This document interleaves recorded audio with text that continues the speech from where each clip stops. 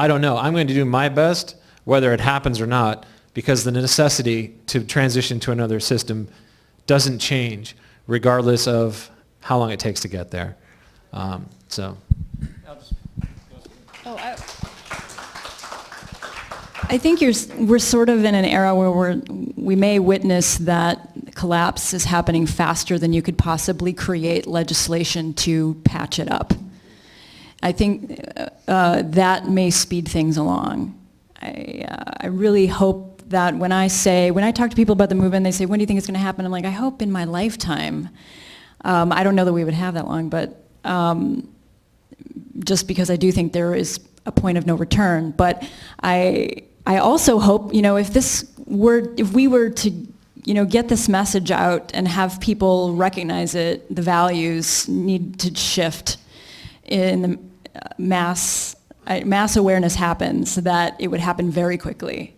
And I think it somewhat depends on that pressure that's coming, and I think it's coming. I just don't know how fast or how well we can do our part, and I hope you guys are involved in a chapter or engaging people at least where you are. All of you, I see people shaking their heads, yes, yes. You're passing along the materials in whatever way you can to just try to connect with people on, don't you notice that we need a new system, and the values of the market system do not line up with human values, and those kind of conversations, and that's what's going to bring it, and it needs to happen, I know.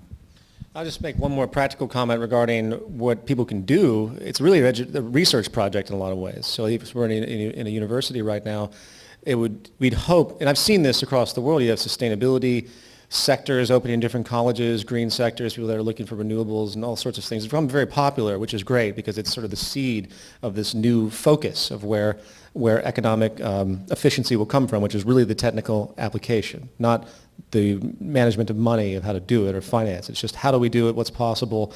And if you can get that train of thought out there, and so if anyone's engaged in engineering or anything like that, if you focus on that and you get other people to focus on that, and suddenly you get this sort of self-generating kind of self-logic of, okay, boom, we have someone over here working on transportation, and boom, it begins to sprout up about what's technically possible. And I think that's a powerful place to be. So whenever I meet people that are going to college, I ask them what they're doing. If they say they're studying economics or they're a lawyer, I always cringe. I say, why don't you go into one of the green side, structural engineering or programming? These are legitimate things that will have a technical place in the future. See, unfortunately, people think financially. They say, well, I'm going to get a job. And that's just the sad reality of it. But I hope that helps. Thank you. Hi, my name's Eddie Jones. I'm actually a graduate student in psychology, so I'm one of these people not doing anything technical. Actually, no, psychology has its place. That's very relevant. But, my question was, I heard a lot said about sort of the free market and sort of the market economy being a cause of sort of the problems and sort of these technological solutions that are being advocated as ways that we could really improve society. And I'm really wondering where the role of spirituality is in that, because some of the things that I hear you saying sound very spiritual in nature in terms of understanding the group mind, understanding these divisions are artificials in terms of this association that we have with our ego and our body and being individuals and such. And I think that's a really crucial component of this evolution that's happening right now. But I didn't really hear you use the word spirituality or anything like that, and I didn't know if it was because of a stigma with that or what your thoughts were on that. I've commented on that, and I can let others address this too. But to me, in all the research on spirituality from different religions to philosophies, it always has to do with a relationship, right? It's finding your place or finding some connection with something larger order, so a higher power, things like that. And I think with the advent of science, we've really discovered a functional spirituality of relationship without even knowing it, because it's not as romantic. It's not as, it doesn't have the projections that we associate with normal religions because it's so concrete. Therefore, it isn't really regarded as spiritual to understand, say, gravity, to understand how the world works, to understand these empirical notions that we've talked about, to understand the world is one unified ecosystem and we're one species sharing it. If that isn't an utterly spiritual notion with respect to humanity, I don't know what is, But people don't think that way, But so it's a relationship, and if you can, your relationship to your environment, to me, is the ultimate form of spirituality, the ultimate definition of what it means to be, well, understanding and connected with the higher power, if you want to use that terminology. So that I've said that actually on numerous occasions. What else? It's subjective, I suppose. But what else really can there be? It's what is success? As I've said it before, it's your relationship to the environment and adapting to it. It's not how much money you get. Success is really how you interact in the most efficient, strategic, and beneficial way. Not beneficial in the sense of your own self-preservation, because that's actually detrimental in the long run. If you're only out for yourself, that's anti-spiritual. And unfortunately, that's the way most religions operate, with the soul and all that stuff. That doesn't work. It's not functional. So I hope that helps. If anyone wants to add in. Shar, do you want to say something? You okay? Just making sure you're sitting there. So just say your name. Just let me know. You know. Hi, I'm Sean. Nick and I are the founders of the Zeitgeist Club at USC.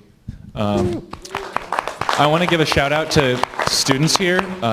If you have time afterwards, please meet with either me or Nick, because we want to talk to you since we haven't yet in this semester, except for via technology.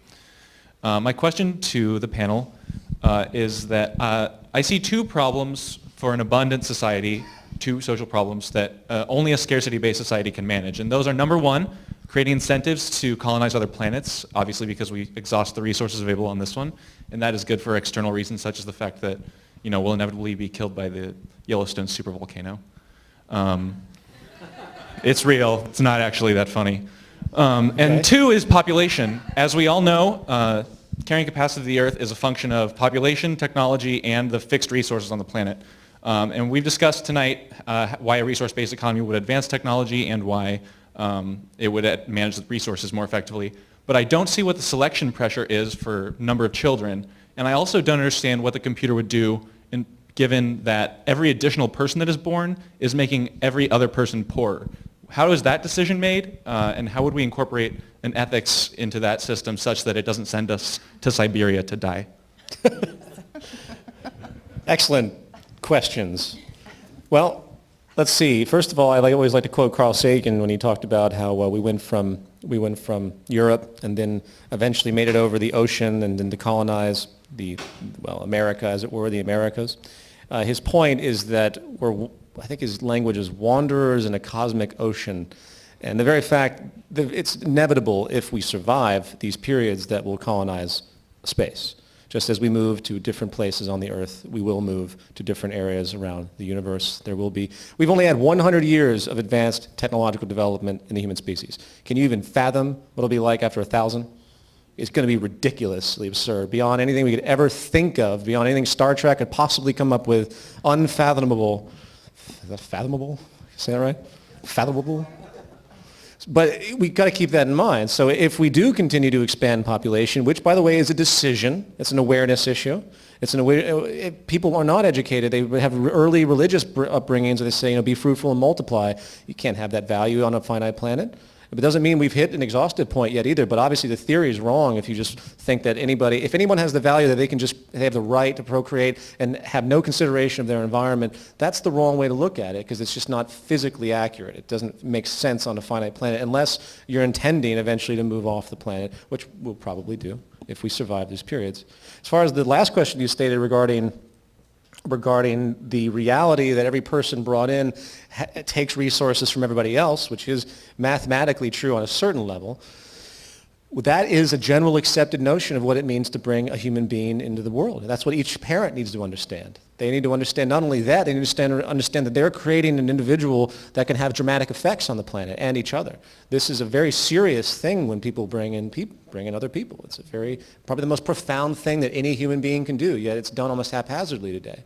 That's a complicated question. People would trash me from head to toe for even saying things like that, especially if people have a religious mindset.